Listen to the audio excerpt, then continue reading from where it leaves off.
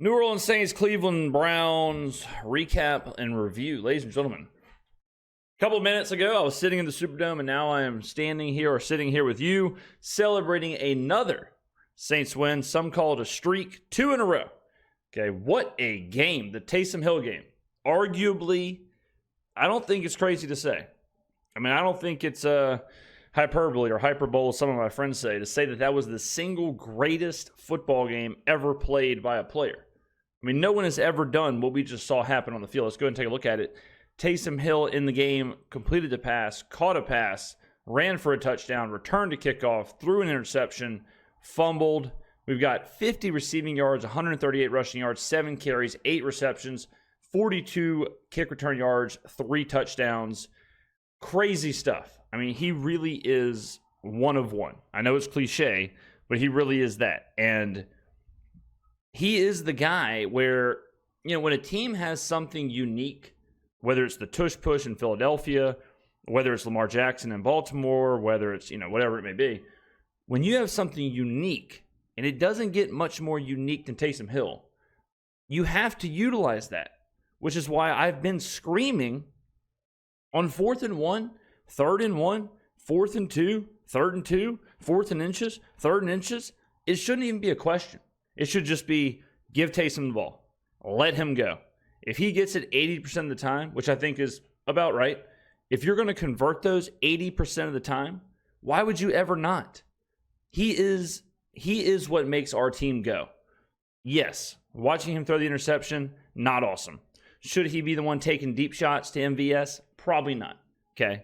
Watching him fumble, not awesome. Okay. But that's going to happen. Like, that does happen. If Patrick Mahomes fumbles the snap, if Jalen Hurts fumbles the snap on a tush push, if Christian McCaffrey drops a pass, you don't say, oh, well, last time we do that, I guess we got to put them on the bench. Like, it is what it is. But if you have someone like that, use them. And the Saints need to use Taysom Hill like that. He is the engine for this offense. Speaking of this offense, I mean, what a performance. 8.2 yards per play. Wow. 8.2 yards per play. Now, the Cleveland Browns are horrible. I said that all week long. Oh, and by the way, if you watched my betting preview video that dropped a couple hours before the game, if you watched that, congratulations. You made a lot of money today. You cashed Jameis Winston over passing yards, Jameis Winston over pass attempts. You cashed Nick Chubb under rush attempts. You cashed Nick Chubb's under rushing yards. Oh, and you also cashed the New Orleans Saints plus 1.5, plus 1, plus 2, whatever you got it at. So congratulations. And we would have swept if it wasn't for the Alvin Kamara, one of the worst beats in a long time. 16.5 rushing attempts. He lands on 16. 6 minutes to go in the game. He never gets another carry. Unreal. Disgusting loss there. But let's take a look at the box score. 22. Now, in a blowout, you do kind of like skew those stats at the end.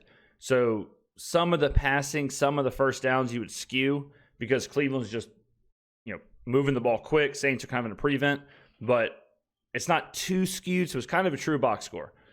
22-19, 443 total yards to 473. Again, 6.3 yards per play isn't great, but when you give up 400 yards of passing, it is what it is. And we'll talk about the Saints' pass defense later. Saints, 8.2 yards per play, back-to-back games with at least 7 yards per play. Crazy. I mean, that is some serious efficiency. That is some serious production from the offense. And that's without Chris Olave. That's with the wide receiver core being very limited. That's with Eric McCoy back in this game, but he got banged up. I think he'll be fine after the bye week. So it's good. It's good that we have a bye week coming up. Get McCoy healthy, and then it's all hands on deck against the Rams.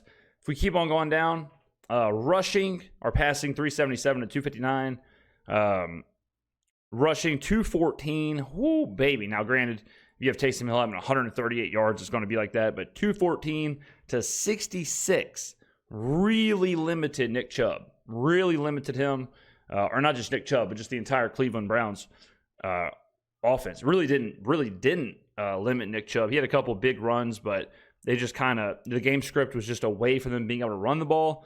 And they had a couple plays that went backwards. Chubb on fourth down. They had a Kadarius Toney pitch play thing that they lost a lot of yards, but 66 rushing yards, 20 attempts for 3.3 compared to 28 attempts for 7.6. The Saints, turnovers, boom, boom. I mean, look, you lose a turnover battle, all right? We got an interception and a fumble, both by Taysom. So crazy to lose the turn. Well, I mean, it's really not crazy because you have 8.2 yards per play. You have almost 2 yards per play advantage, yards advantage. You do lose a turnover battle by 2, but still a blowout. I mean, it's hard to blow a team out when you lose a turnover battle by 2 like that, but good box score. I mean, good box score. Definitely different than the Atlanta box score, but the Atlanta one was kind of like, it's a little fugazi here and there. This one was not. This one was a really efficient performance.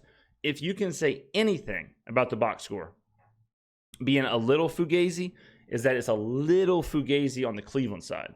That Cleveland probably played better than this. They probably deserved it to be somewhere in the neighborhood of 35-23, somewhere in there. But still, they certainly shouldn't have won the game. If we go to the actual box score part with the players, I thought Carr was really good. I think Carr, he had a couple of throws that were not good. The throw to Foster in the back of the end zone that should have got picked off, that Foster kind of batted down. That was a horrible throw. It was late and underthrown. Foster made a good play there. He also airmailed one coming out of the half to Taysom, and the screen to Kevin Austin Jr. was a horrible throw as well. Beyond those, I thought Carr was really, really good. I think this was an A-plus game. I would go ahead and assume Carr will be top 5, probably top 3 in EPA for this week. And he's been top 10 EPA basically the whole season. So Carr, the analytics and the stats will grade Carr out very well for this one. I thought overall he was good. And I thought Jameis was good. I thought Jameis was pretty good too. He made some good plays. The 89-yard touchdown pass was kind of it is what it is. But he did escape the pocket. He did extend the play. And overall, I thought he was good. Like, overall, I thought Jameis played way better than I thought he would. And Carr kind of beat him in a shootout. So, good for Carr. Taysom, obviously, 7 carries, 138 yards, 3 touchdowns. Crazy. Like, what else can you say about him? Just a complete superstar. Truly one of one. Like, he's one of those guys where he probably, it's kind of a controversial yet brave take to say he's a Hall of Famer, but he kind of is a Hall of Famer because he's so unique. Like, he really is doing something that was done in like the 40s of just playing every position, and he plays it well. Like, he kind of does a version of what Travis Hunter is doing in college in the pros, not offense, defense, but the fact that he's playing so many snaps on special teams and on offense at different positions. Like, there was one point where he returned the kick, then he ran 2 consecutive plays. So he returns the kick, runs on first down, runs on second down. On third down, he runs like a wheel route. And we're sitting there, we're thinking, we're in the stands, we're like, get this guy a break. Get him some oxygen. He's just returned a kick, ran the ball twice, and now he's on a wheel route in the third or fourth quarter of an NFL game. It's crazy what he's doing. But, yeah, Taysom was insane. Alvin was good. On the other side, Jerome Ford did nothing. Kadarius Toney, this was the pitch thing they did, minus 7 yards there. Nick Chubb got stuffed on the fourth down. All right, now this is the part of the video where I'm a little concerned. The Saints are 4-7. All right, we have a couple of games coming up that we absolutely can win. The season is not over. I know all of you people who want to tank, even though tank's not real, and draft a generational quarterback in the top 3 picks. Yeah, ask Jacksonville how that's going. Ask Chicago how that's going. But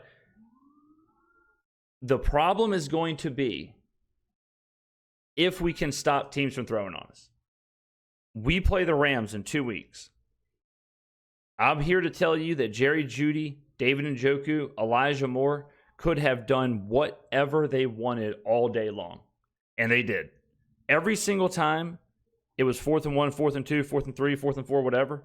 If they would have just kind of rolled Jameis out and had Njoku in the middle, it would have been open every single time. The worst thing Jameis could have done was throw the ball deep, because most of the time he either overthrew his receiver or threw it out of bounds. But if he would have just kept it short, kept it intermediate, we would have never stopped Cleveland.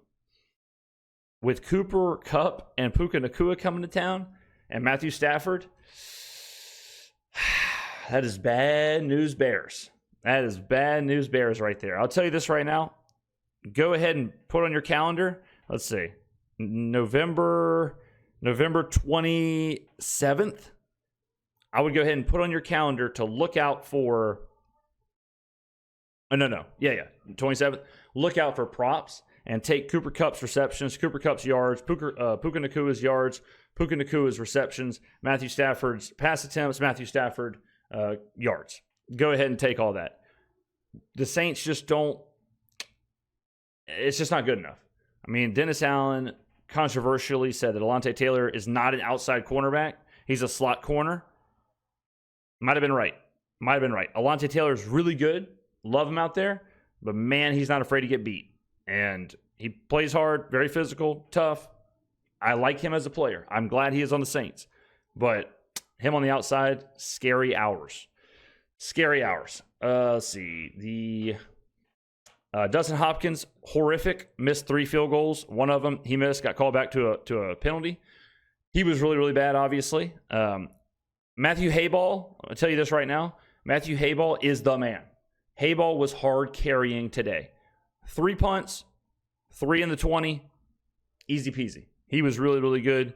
The Saints were dominating the field position battle because of Hayball. Good stuff from him. Dante Pettis was great. Way better than Jermaine Jackson. Jermaine Jackson was doing everything he could to botch the punting returning when he was on the Saints. Good win. 2 in a row. Good stuff. Team played good. Team played efficient. I thought on just like a higher level kind of conversation, I thought Kubiak was really, really good today, especially in the first half. Some of the design early on was just so good. Like some of the design of specifically, it was on the first, I think it was the first possession, we had a play on second down where it was like this, it was like kind of it was kind of like, it looked like the fullback dive, but it ended up being like a rollout. It was like basically, it wasn't a fake fullback dive, it was kind of a fake fullback dive into a rollout. The very next possession, we do a handoff, like a draw out of that exact same formation. Okay, so they're expecting it to be a pass. He shows pass with the draw, and then it's a running play. Then again, he does the same exact formation, but turns it into a screen. So that is how you keep someone like Myles Garrett off the field. That is how you do it. Because Myles Garrett is looking at this like, oh, it's a pass, it's a draw. He's looking at it like, okay, now I know it's a draw. Oh, it's a screen. He's looking at it like, oh, this is their fullback dive. LOL, it's a rollout. Like, that's how you do it.